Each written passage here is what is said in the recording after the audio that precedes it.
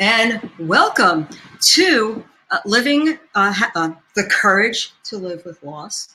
This is a brand new webinar series that we are starting here at Grand Family Planning, and welcome.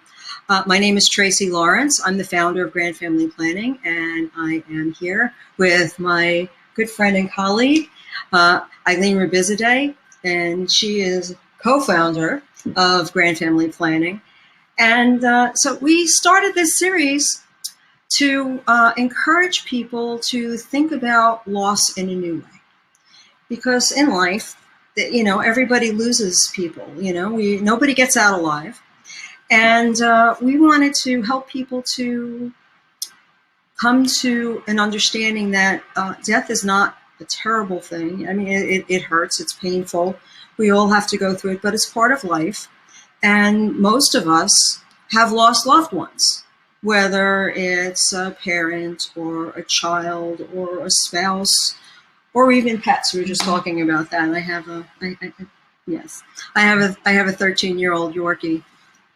I adopted a little over a year ago, and talking about how my late mom would have thought I was out of my mind for adopting her, but we did. She's adorable. So tonight we're going to talk about the topic of loss, and our goal with this program is to invite people who've had loss to come in and ask questions, perhaps participate, and share what you've been through, what your journey is, what you are fearful about. Because one of the things that we've learned in our respective journeys is that while loss is painful and terrible, it's less painful and terrible if you've planned for it, if you've had a mature outlook about life and the way things go. The natural order of things in families is that our parents age and eventually they pass away. And most people prepare for the time when they're going to die, but very often they don't plan for that in-between phase, which I call post-retirement. Mm-hmm. And it's a time when many of us, we've been away from the workforce for a while, and we've been enjoying ourselves, and we've enjoyed the fruits of our labor, but then we start to get sick and we decline. And if we do not think about these unpleasant things and plan for them, then there are a lot of really awful things that can happen to us and to our families. So this evening, that's what we're going to talk about. And I started Grand Family Planning because of my journey with my family. I lost my dad in 2004, and I lost my mom in 2015. Mm-hmm. And along the way, I learned an awful lot about what families need to do in order to be able to advocate for each other. And Eileen has been a wonderful teammate for me, because when I met Eileen, when my mom was profoundly psychotic, and she was what I refer to as a geriatric delinquent. She was pulling knives on people, and it was all 4'11" of her. Mm-hmm. And if you got her annoyed, she'd curl her lip and say, "You want a piece of me?" She was very entertaining. But there were people who were seriously frightened by her. So it was challenging to take care of her. So I was challenged to learn a lot of stuff. So at any rate, do we have anybody here? Did anybody actually show up? Yes, we have 2 people here. Wonderful. Okay. So Now, a couple of things I wanted to point out, some housekeeping things. If you're having any issues with seeing this broadcast, you might want to turn off anything that on your computer that's competing for bandwidth. It'll make the experience a little less pixelated, and also. What's the other thing? There was another thing. Oh, well, anyway, I also wanted to let you guys know that there is chat, and if you're looking at your computer, on the right hand side of your browser, you should see a little button that says chat, and if you click on it, there's a little place where you can like type in your messages. So feel free to ask us questions as we go. If there's any way that anything that you would like us to address, we'd be happy to do that. What else? Oh, there will be a replay, and if you registered for this, obviously you're here, so you've registered. Anyone who has registered will get an email, which will give them a link to the replay, so they can watch this later on at their leisure, on demand, as it were. And in the future, we are going to tailor these events to what people want. We're here to find out what people would really like to learn, so that we can provide that information. And because we find that it's you can Google all kinds of stuff, but you can't just figure out quickly the kinds of things that we have learned in our travels, because we have a very unique experience. So I'm going to show you kind of quick why we're doing this.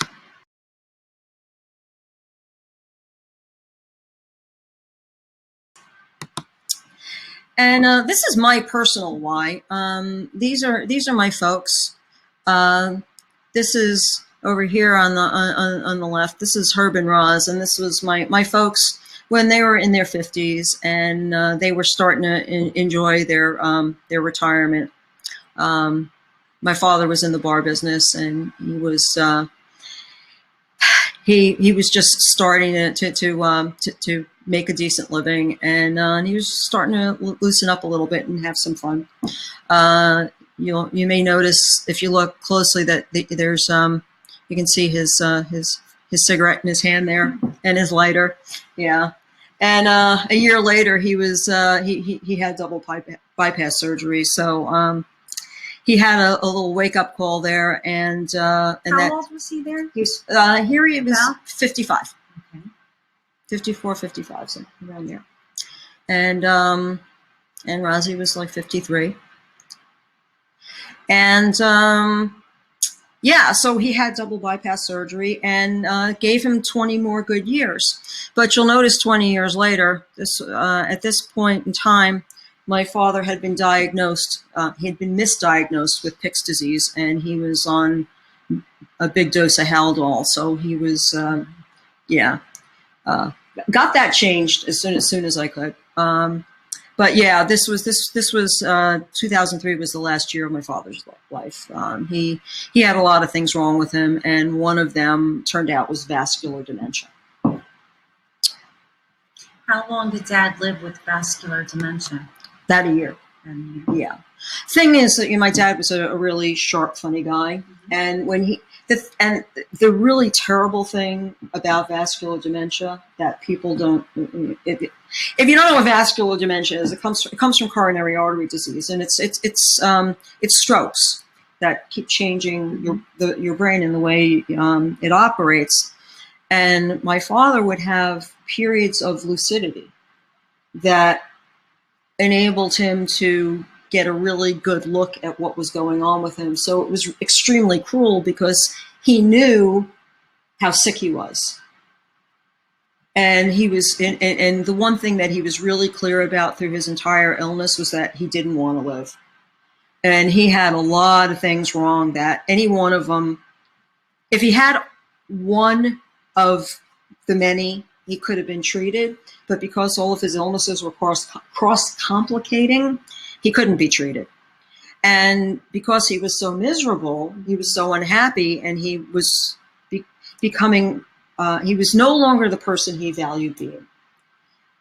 So in reality, it's almost as if you lost Dad a long time ago. It wasn't a sudden loss, because when he was diagnosed with the vascular dementia, he was no longer the person you knew and loved. Although he was there physically in body, right, he wasn't there in person. So you experienced that loss, you would say, a lot sooner than the actual day of passing. Correct. And that's the thing people need to understand about dementia. It's and as you well know, it's a uniquely cruel disease, because you lose your loved ones way before their physical body passes. And in my father's case, it was 1 year and gone. Right. In my mom's case, she also had dementia, but she had Alzheimer's disease, and she also had psychosis. So my mom, my mom's decline was really different, because she went through a lot of different phases. And here in 2002, she was, there was no sign of any illness that I knew of. But the following year, that was when my father got sick. Or we knew that my father was sick, because he was probably covering up symptoms for a long time. My parents lived in Florida, and we were in northern New Jersey. And when I spoke to my father on the phone, he sounded fine. It was when we actually saw him in person in Florida in 2003 that we knew things were starting to go. In 2009, I brought my mother to live with us in New Jersey, because she needed to have her gallbladder operated on. And she was afraid of having it done in Florida, because her doctor had said that he thought she would have to have conventional surgery, which scared the hell out of her, and rightly so. So I brought her up to be with us, and I got her treated here in New Jersey, and they were able to do her laparoscopically. And she got so much better so quickly, she demanded to go back to Florida. And at that point, I'd been with her long enough to know that she had issues already, and that I wasn't comfortable sending her back without some kind of backup. When you say issues, you mean mental issues? Yes, she was showing signs of forgetfulness, memory loss. Yeah. And I was concerned about her being on her own, and that was when I hired a caregiver for her in Florida. Tracy, do you feel that the death of your dad prompted your mom to have quicker symptoms of Alzheimer's when you look back in retrospect? No, you know what, Eileen? I don't think so. Because I think she fought to be independent. She had 2 years where she was completely on her own and independent, and she did well during those years.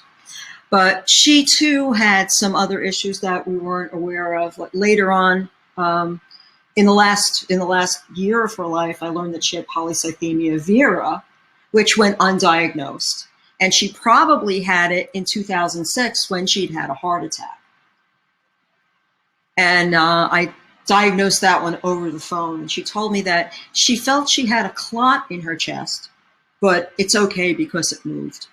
And at that point, I said, Mom, I really want you to go to the doctor. She argued with me and said she'd rather go down to the pool. But I persuaded her to put on her street clothes, and I called the doctor, made an appointment for her, and made her go down, and he confirmed that she'd had a heart attack. And that probably came from the polycythemia vera, because that's a condition that causes the bone marrow to generate too many red blood cells. So the likelihood was that she did have a clot in her chest, and it landed in her heart. And it was amazing to me when I learned that she had that illness, that nobody caught it sooner. she was living untreated then. Yes. With that disease. Yes. That disease. Yes, likely for at least 9 years, probably longer. But it's a very rare disease, and it usually manifests in men, so nobody was looking for it. So,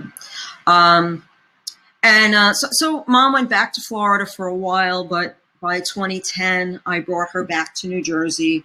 She lived with, she was in assisted living for a short period of time. She hated it and admitted that she would prefer to live with Bob and me. And so she came to live with us in our house.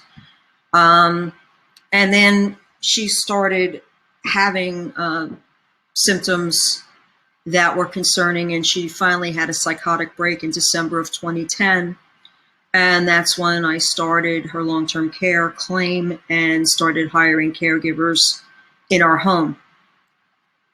And ultimately, I got to a point where I couldn't take care of her here. She went to assisted living. Had another major episode where she had a UTI, became profoundly psychotic, landed in a psychiatric hospital, and that's when I met you. So here's the thing. Both of my parents succumbed to dementia. How I won that particular lottery is anybody's guess. But I learned some things that are really important that I feel like I really am morally obligated to share with anybody who's willing to listen. Number one is illness is hard, and facing it without preparation is harder. So,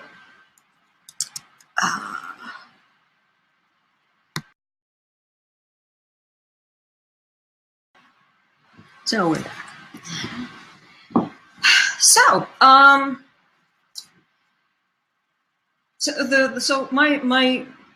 my first big brush with losing a relative was with my dad, and it was tough for me because my dad wasn't just my dad, but he was my friend. Mm-hmm. We had a really lovely relationship where he was accepting of both my brother and me. He loved to listen to what we were doing. He was very interested in our lives. He wasn't judgmental. He was helpful. At the age of 73, he got his first computer, and I used to give him computer lessons over the phone. And he loved learning new stuff. And when he got sick and stopped learning, that was when it was a clear indication that something was really terribly wrong, because he loved his gadgets. He loved to eat. He's the first person I knew who bought a digital camera and was able to go out, buy the camera, learn how to use it, and within 2 days he used it, took pictures at a party, and emailed them to me. That's a big deal. Mm-hmm. I mean, I know people in their 20s and 30s. Yeah. So it was very impressive that he was able to do that. So when things started going wrong with him, it was a very tough loss, because he was a good guy. He was a smart guy. He was a funny guy, and my mother was very dependent on him. And the thing that I thought would happen didn't happen, which I thought my mother would go like right after my father. Mm-hmm. Yeah, because they were so interdependent. Mm-hmm. I really didn't think that my mom would be able to hang on by herself. But God bless Rosie. She did a great job. Let me ask you, I'm not seeing many clients now as a care manager that have long-term care insurance. Mm. Do you think, from your experience with your parents, that they made the right decision? Oh! In having long-term care, because I feel families aren't really aware of long-term care insurance and how it could benefit them or not benefit them? Right. Well, people misunderstand long-term care, and there's a perception that, first of all, that that the only answer is long-term care insurance. Right. There are, I like to call them long-term care strategies, because depending on your family, your assets, what you want, what your prognosis is, there are different kinds of solutions out there, and most people just think it's one thing, and it's ridiculously expensive. And my parents did some smart things, and at the time that they got long-term care insurance, they got it when nobody else was getting it. And they also they did their wills, they did their advance directives, they took care of the legal piece. Now, were they including you and your brother throughout this whole process, or No. were they doing it on their own? They were doing it on their own. Which is not very typical. No, but for my dad, it was typical. Okay. This was, he was in a position in his life where he understood the burden part. A lot of people, when they talk about, I don't want to be a burden, they don't want to talk about end stage. They don't want to talk about the possibilities. My father was more than willing to take on the responsibility for planning for that end phase And looking at it square on, because he didn't want us to have to shoulder the financial responsibility. He knew that there was a very high probability, considering his medical history, that things were going to go wrong and he was going to need care. So some things that I just want to confirm with you that they were proactive in for aging was they purchased long-term care insurance. Yes. They had power of attorney. They had a health care proxy. Yes. Both of them. Yes. They had their wills completed. And advance directives. Okay. And did they do funeral? That they didn't do. That they didn't do. And they did not want to talk with us. That was my next question. They did not want to talk with us about it. They felt like they had it handled. And when Herb, my dad, became sick, he connected me with his financial planner. And this was in 2003. So her name was Roberta. God bless you wherever you are, Roberta. I know she's no longer on this side of the astral plane, but she did say some things to me which made it clear that my parents had done some things, but they hadn't done everything. And so she compelled me to ask them some questions. And fortunately, it was early enough in the process that my father was able to plug in and help out, because he knew where everything was. He knew, and the really interesting thing was with his dementia, he'd be completely out of it. He'd be hallucinating and not really connecting. And then I would get a piece of mail from an annuity company or an insurance company, and I'd open it up and go, what the hell is this? And I'd say whatever the name of it was. And all of a sudden he'd become alert, and he would talk about what the product was and how it worked and why he bought it and what the interest rate was. And he would remember, rattle off all the details about it. So I was very fortunate in that regard, because he was able to help out.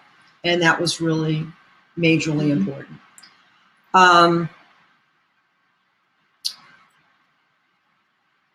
So, we were able to get a lot of things done. Now, he was a challenge in a lot of respects because he was such a strong personality. The first time I tried to hire a caregiver, and folks, if you've ever been in this situation, when you're the patient's child, it's mortifying, because You arrange to have somebody come to the house, someone who's qualified, someone who's Right. background checked, someone who's totally legit, and they come to the house, and your parent decides they don't want this stinking stranger in their house, and they throw them out. Mm-hmm. Very common. Oh yeah. But when you first witness that, you're the one who made the phone call, and they're throwing them out, and you feel like a jerk, and you think you're the only person in the world that's ever happened to. And it's important to note that it happens to just about everybody. Right? That would be a great topic to talk about with families and discussing how to pick the caregivers and someone who's compatible and feels comfortable in your parents' care, in their care, and being participants in that. Yeah. But first, you got to get past the hand, right? That's for sure. Because there was another time when my father was hallucinating constantly, and he was acting out. Mm-hmm. And one morning, my mom woke up with bruises on her arm, and I realized it was like stuff that my dad was doing in his sleep. And he didn't realize he wasn't trying to hurt her, but he was hurting her. Mm-hmm. And I got to the point where I was like, look, you guys can't sleep in the same bed anymore because he's going to hurt you. And I didn't have another bed for her. Right. So, and at the same time, in his diminished capacity, she was the one person he needed to see. Mm-hmm. Because he would be, his short-term memory was so shot that within seconds he would forget the answer to a question. He would forget why we were driving to a specific location. He would freak him out. But as long as he saw Rosie, she became his comfort zone. Yeah, she was his touchstone. He needed to see her. Which is very her. Common with the disease process. Yes. And so we needed to find an accommodation where he could be cared for to an extent, but she would be close at hand. So when he's freaking out, she can quickly be there for him. So we found an assisted living facility between my brother's place and my place, where they had a 2-bedroom suite, so that she could sleep in her own bed, he could sleep in his own bed. But when he was freaking out, she could run in, and so she became part of the care process of being hands off but yet hands on when needed. Yeah. So it's very important that when families do look for facilities or hire caregivers, that these facilities and these caregivers are trained with dealing with dementia, Alzheimer's, and the disease process, but most importantly with the behaviors, because behaviors are very common. Yes. I'm finding it's not as simple as grandma aging and sitting there and just speaking nicely to you. There's more behind it now. Yes. And they have to be trained and make sure that they have the knowledge and be able to deal with your parents or your loved ones. Yes. And the willingness. When it came to my mom, her violent outbursts made her undesirable in a lot of facilities. And when we first met, my concern was that if she were to be accepted at a facility, that the staff might be inclined to give her extra medication to keep her calm. Right. And one of the things that you and I came together on was that when someone is exhibiting symptoms and behaviors, if they're in the right environment, you can influence those symptoms and behaviors so that they're absolutely. I think families, when they come across dealing, and you may be able, I'm sure you can relate to this, Alzheimer's and dementia. There's two things going on. You have to deal with the medical component of the disease. Mm-hmm. So that could be your high blood pressure, it could be your diabetes, it could be your vascular issues, UTIs. your UTIs. So it's medical.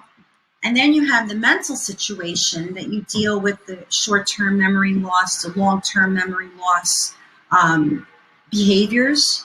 And if you don't deal with them separately, but yet together, you're never going to solve what's actually going on. Because the whole time you have to anticipate your parents' needs or your loved one's needs, because they can't tell you what they're experiencing and what they're feeling.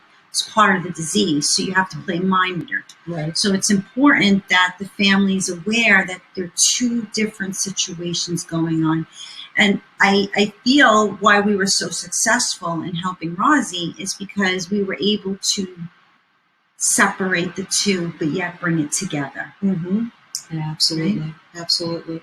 And well, there are so many aspects to it.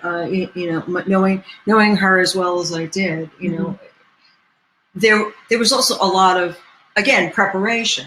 When she was living with me, I knew that her nature was to be distrustful, right? And I was one of the people that she trusted in the world. And I used to say to her, even when she was still living with me, there's going to be a time when you think that I'm trying to pull stuff on you, and that I'm doing things to you. And you always have to remember, no matter what, I'm on your side. And I'm always going to be acting in your best interest. And she got it. Because when she was at her worst, when she was at her lowest, when she was totally freaking out and paranoid, I could talk her off the ledge, because my voice was the one that she associated with trust and safety. So that's another part of it, right? Establishing relationships, because the person they were doesn't completely go away. No, that person is still inside them. Right. And that person can reemerge at any given time. Through what's known as lucid windows. Or I used to call them their visits. There were times when my father would plug in and be his old self. It would be a visit. And there were times when my mother, at the depths of her of her psychosis, where she would just suddenly be herself again. For the longest time, my mom thought I was her sister Sylvia. Yeah, and and that's another common thing, because somebody with dementia, they don't know how old they are, right? So my mom, in her mind, thought she was a teenager, or she was much younger, and she would see me, and obviously I could not be her child, but she knew that there was that relationship there, so I had to be somebody older. And she had an older sister, Sylvia, who passed away in 2003. But she made me Sylvia, because that was the relationship that made sense. But then again, she was really good at her psychosis was so interesting. I know this sounds creepy, but I'm a psych major.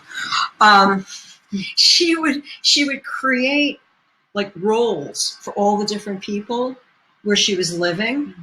So she would assign different roles to different people so that where she was made sense. Became her reality. Yeah. She had a lot of romances. They were all Herbie or someone like Herbie. She was a riot.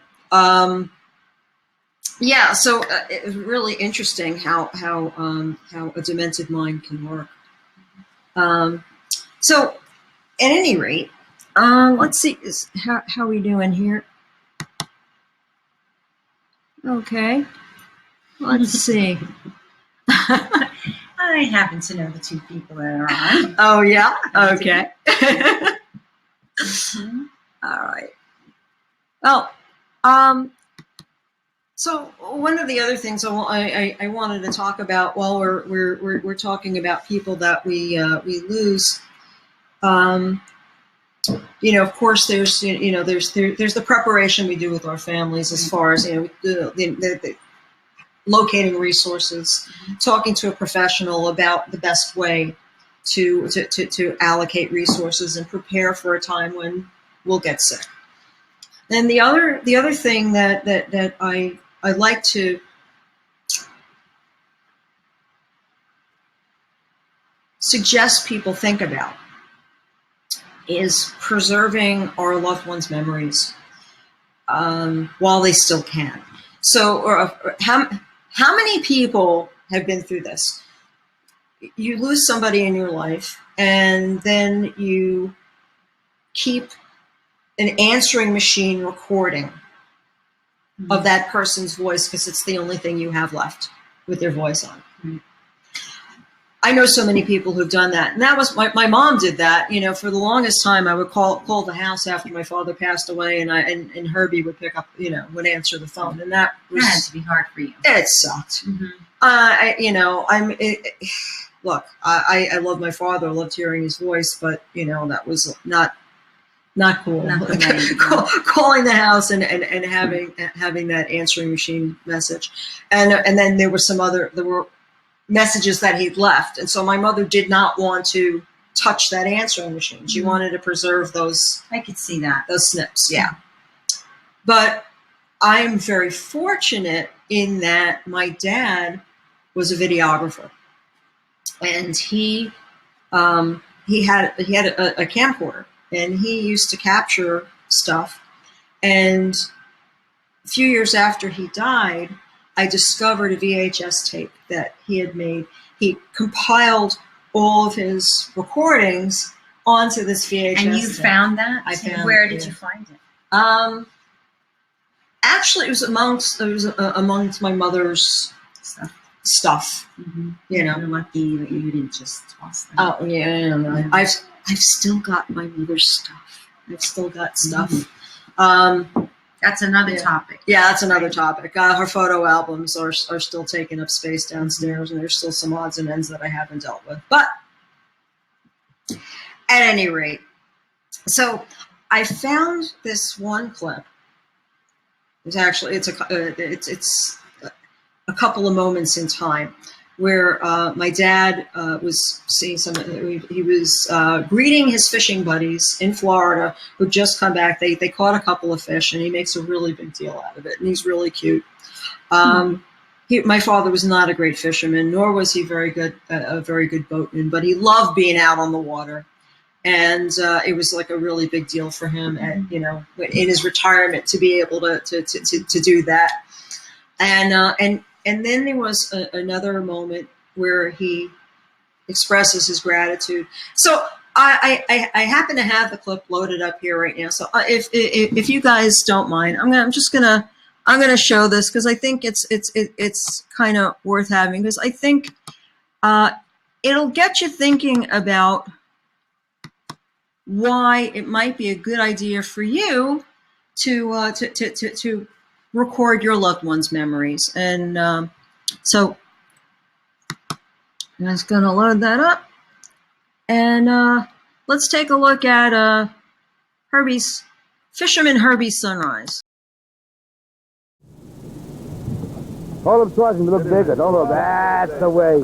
That's the way. Hey, take a picture with that fish, man. That's the first dolphin we caught. That's the right size. Get another one. Yeah. Dolphin. Grouper. Oh, my God. What a catch. You go. My guy. That's right. Got the juice. That's right. Hey, there's the guy that taught him how to fish. Big Joe taught him how to fish. You see the ones we threw back? Are you kidding? We couldn't get it. They were too big. We couldn't get them in the box. Wait a minute. Let's see that fish. Next to the juice. Next to the juice. The Jews? Where? The Jews down here. By indoctrination. Hey. Nice looking fish. Let's have a close up of that fish here.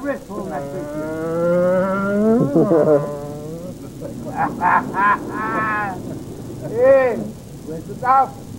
Pull the dolphin up. Whoa, we got dolphin. We got all kinds of stuff. This is the real thing. It's about time. Yeah. Big boat coming down in the coast where I spotted.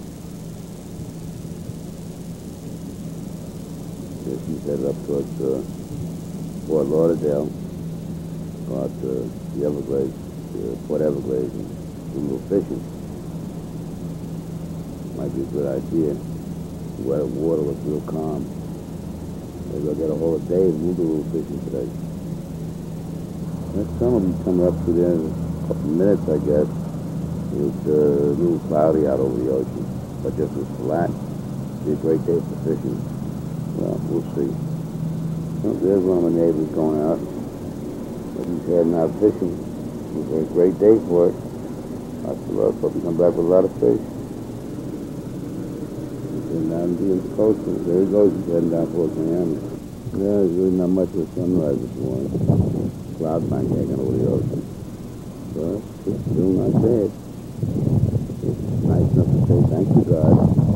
Roz and I get up in the morning, we feel all right, and get everything up north is okay, and that's what we say, thank you, God. She's peeking out now. See, there's the sun peeking out, but it's not really much of a sun. Well, it's coming up here, though. Sunrise.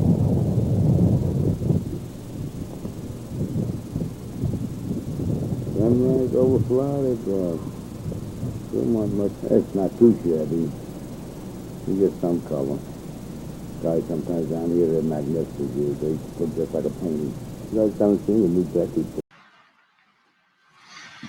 And we're back. So, That's nice. yeah, that's a little gratitude from the great beyond. He was having a lot of fun. Mm-hmm. And it was just so nice to be able to connect with that experience. So now I've been really fortunate in that my obviously my parents had some resources, and we were able to maximize what we did with those resources. So my parents having the long-term care insurance. Incidentally, my father really didn't get to benefit from this policy at all. Wow. Because he was a year and gone. But because my mother was sick for such a long time, and I started her claim, before she got really bad, I used up every dime of her claim. And one day I will tell you the story of my mom's passing and how her long-term care policy figured into that.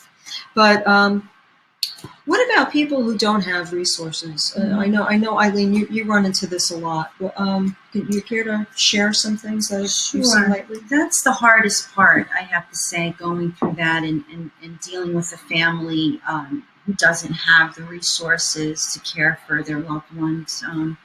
So what do we do about that? Well, a lot of times the children pitch in. But as we all know, or maybe we don't know, that the average cost of living in assisted living today, what did you experience? You experienced? Well, the range was all over the place. But like when I put my mom in assisted, and this was independent. This was she had a great apartment, right, with one bedroom with her own private bath and living room and kitchenette, all that. That was hotel atmosphere, right? Yeah, with events and activities. Right. They had movies, they had bingo, they had music, they had all kinds of stuff. Of course, Mom never played bingo; she hated it. But there was something to do all the time, right. And it was a beautiful place. She loved the food. Mm-hmm. It was over $6,000 a month.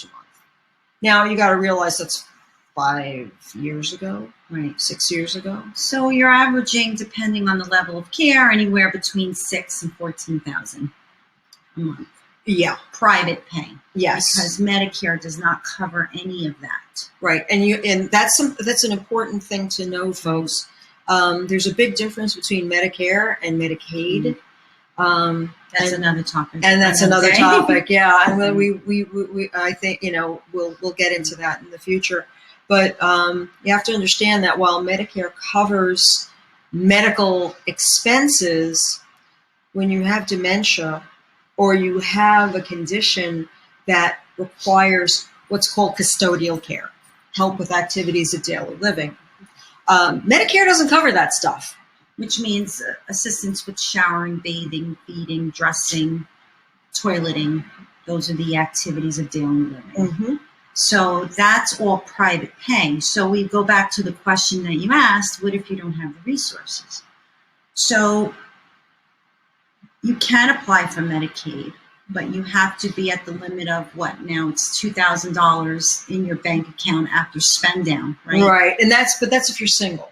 If you're single And joint, yeah, if there's what's called a community spouse, right?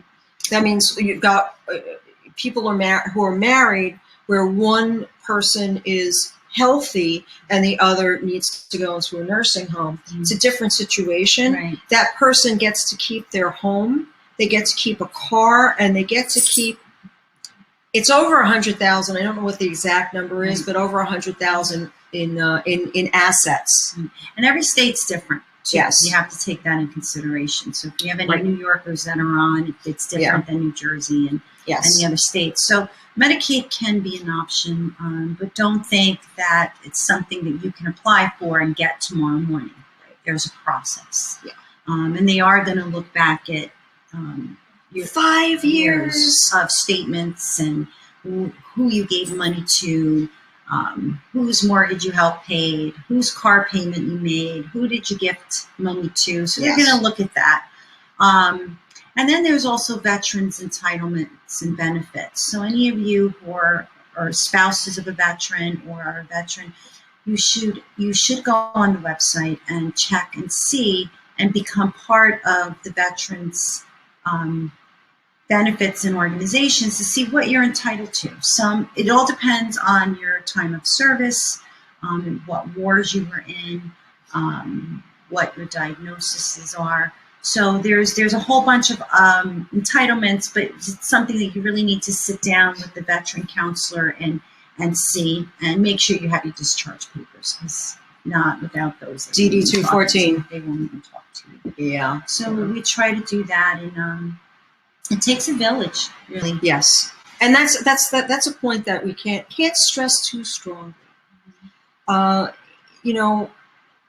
My folks took advantage of having they had a financial advisor, and their financial advisor advised them to get long-term care insurance.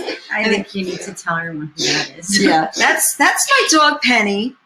She's a 13-year-old Yorkie, and Yorkies have collapsing tracheas, and her trachea is collapsing a little bit. She's okay though. You okay, sweetie? Come here. Come on. Come on. Come on. Come over here. Come on. Come say hello. Here she is. Isn't she adorable? Look at that pink belly.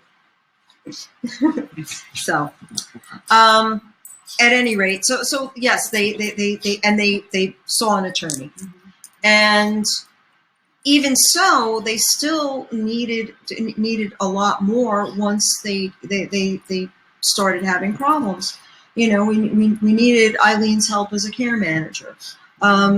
Now, I could have benefited greatly from organizational services. I worked with realtors. I worked with Attorneys. a lot. Yeah, absolutely. Yes, and for my mom, you should know I had 2 elder law attorneys because they recommended that I use 2 so that there would not be an appearance of conflict of interest if I used only 1 elder law attorney for both of us, because I had to have an elder law attorney who was representing me as well as an elder law attorney Really? who was yeah.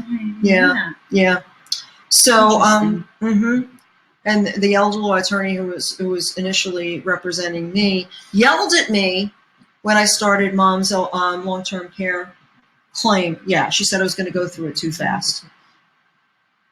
Shop around. So folks. yeah, do your homework on elder care attorneys, and if you need in general. and if you need somebody good to work with in the state of New Jersey or in the state of New York, we know good people. So we can help with that. Right. So when we say it takes a village, it really does. It takes a number of really great professionals in order to really serve your family properly. Here's another thing you probably don't know. You know, if you qualify for Medicare, you can engage the services of a Medicare broker free. Okay, Medicare brokers don't charge; they get paid commissions for placing you. So You mean Medicare for insurance purposes to find out what insurance? what? Yeah, work for you? which kind of Medicare works best for you? Because it's not. There aren't just Part A, Part B to Part D. There are other types of Medicare. There are supplemental programs. And you really have to look at the diagnosis for that, Mhm. because certain Medicare plans do not cover medications. So if you're on Right. 10 medications, you have to make sure that Medicare plan and that supplemental plan covers those meds. Right. And you want to make sure that the doctor that you work with is on your covered plan. by your plan, Also. because not all of them accept all the same Right. Medicare. And you also, and here's another thing, you want to work with a doctor who knows how to navigate. Mhm. That's a big one, because when we get when you get sick, you need to work with a doctor who knows how to chart your diagnoses Right. so that you get all of the benefits to which you are entitled. And we run into that kind of nonsense all the Run time. into that all the time, every day. Yeah. So, So and there are people who just don't have a regular doctor, don't even really think about it. right. And then when they become sick and they just put themselves in the hands of any doctor who steps up, woe unto them, because we've had all kinds of issues where clients have called up where loved one is they're in rehab and they get thrown out after a week because their diagnosis wasn't charted properly. Mhm. So there's a lot of stuff, so our take home. Will you stop? What do you? Hold on a second. Come here. Come here.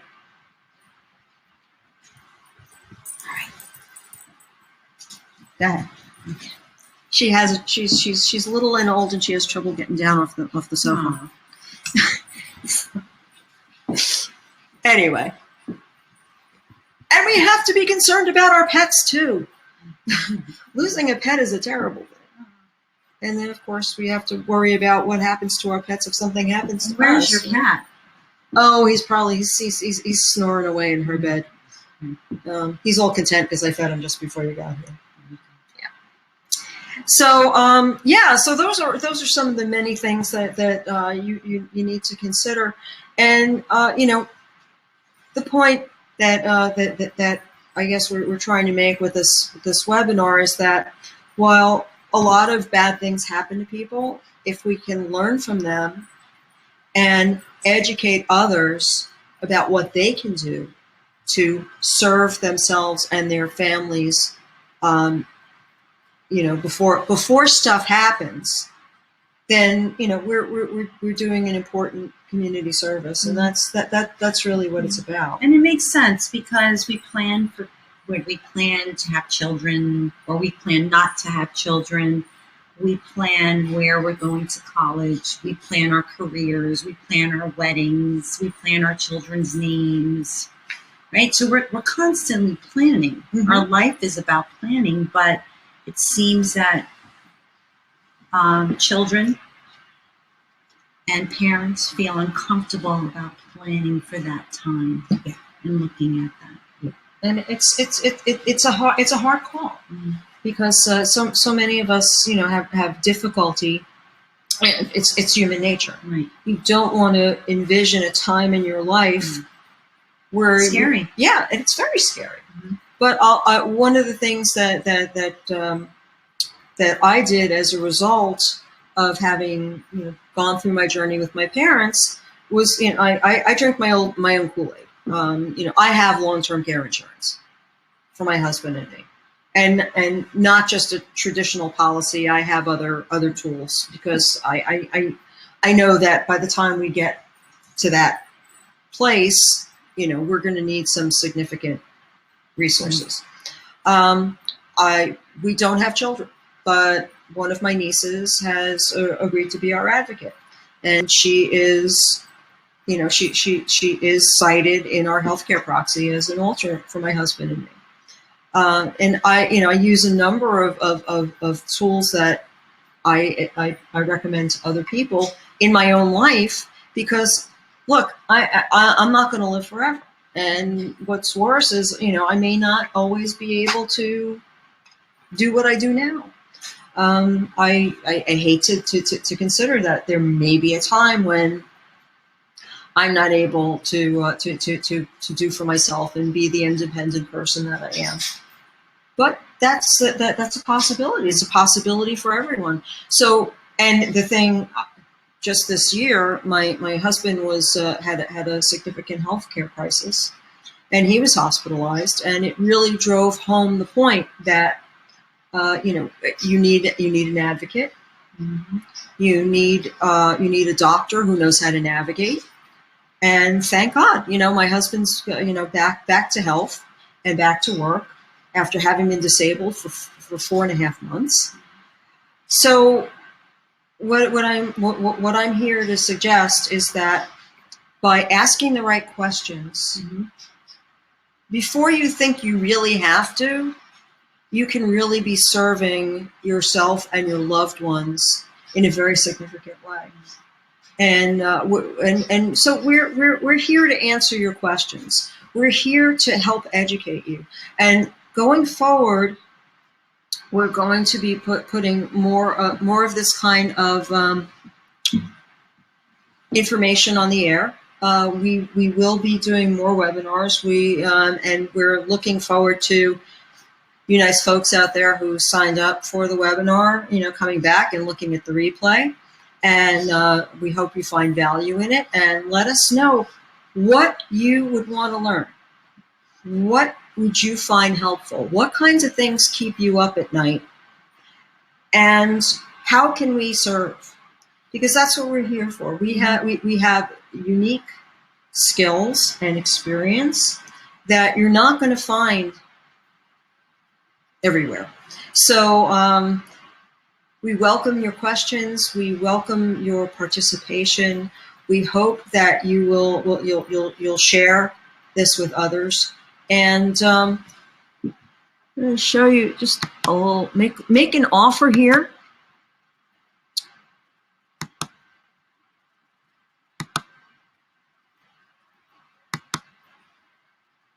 Okay, we offer a complimentary 30-minute consultation. If you would like to take advantage, all you have to do is click that request your consultation button and set up a time, and I'll be happy to talk to you about whatever concerns you have. And that should work on the replay as well as on the live show. So I hope you'll take advantage of it. And as I say, please do visit our website. We have a lot of wonderful free resources, and and we will be sending out more announcements as more events are scheduled. And we'd love to hear from you. Please, get in touch with us. Let us know what you liked, and be kind. And we hope to see you on a future broadcast. And by the way, we have the capability of putting you on with us. Mm-hmm. So Exciting. So if we know ahead of time that you want to join us, then we can coordinate with you and you can be on the show with us. So I want to thank my good friend Eileen Revisite, and thank you for watching. Please let all your friends know that that we're doing this, and watch for future announcements. And visit us at grandfamilyplanning.com. Thanks so much. Have a great evening, and see next time. Yeah, see you soon. Bye-bye. Yes, we're ending the event.